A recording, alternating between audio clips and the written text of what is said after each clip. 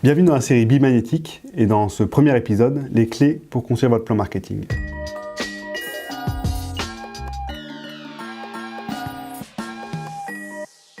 Contrairement à ce qu'on pourrait croire, le plan marketing n'est pas qu'une suite d'actions opérationnelles.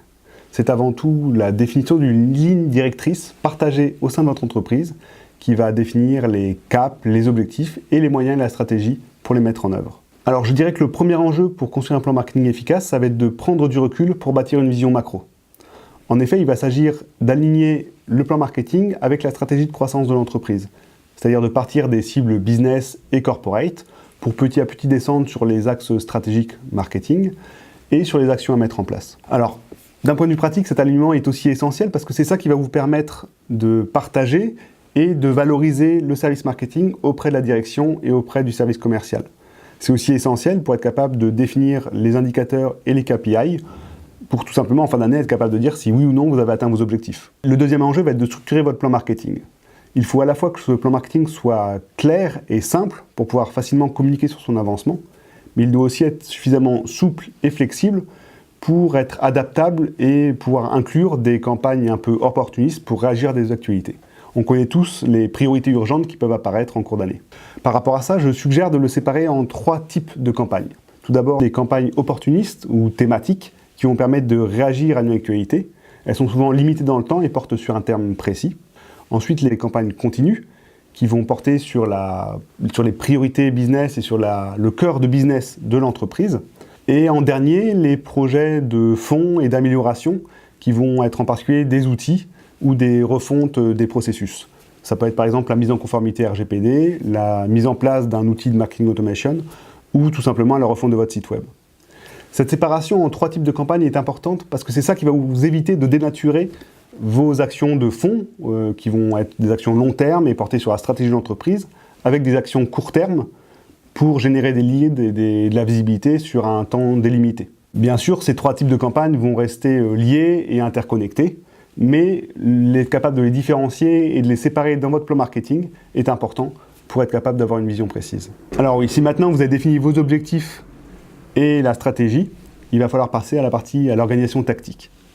La première étape, ça va être d'être capable de confronter votre campagne marketing avec le marché. Cette adéquation est essentielle. Il va s'agir, on ne va pas entrer dans tous les détails parce que c'est quelque chose qui est souvent évoqué, mais d'identifier les buyer personas, identifier les moyens et ce qui va les intéresser, et aussi étudier votre environnement concurrentiel.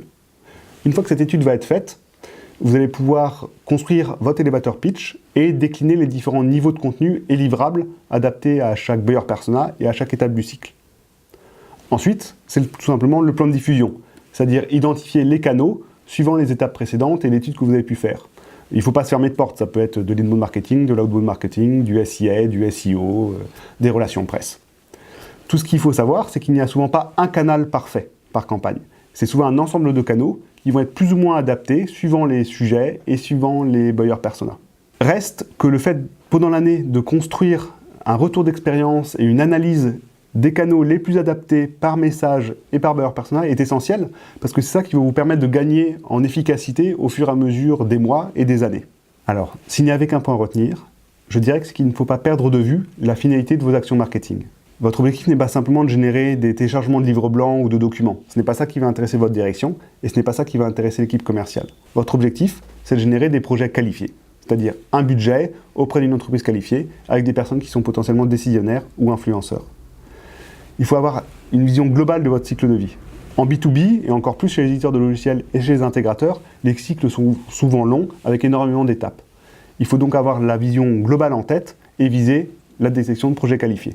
Toutes vos actions, vos objectifs et le plan marketing doivent prendre ça en compte et avoir cette finalité en tête. Quand vous construisez votre plan marketing, que vous décidez des actions et des plans de diffusion, pour valoriser au maximum le service marketing, il faut se rapprocher au plus près des enjeux business et avoir une vision globale du cycle.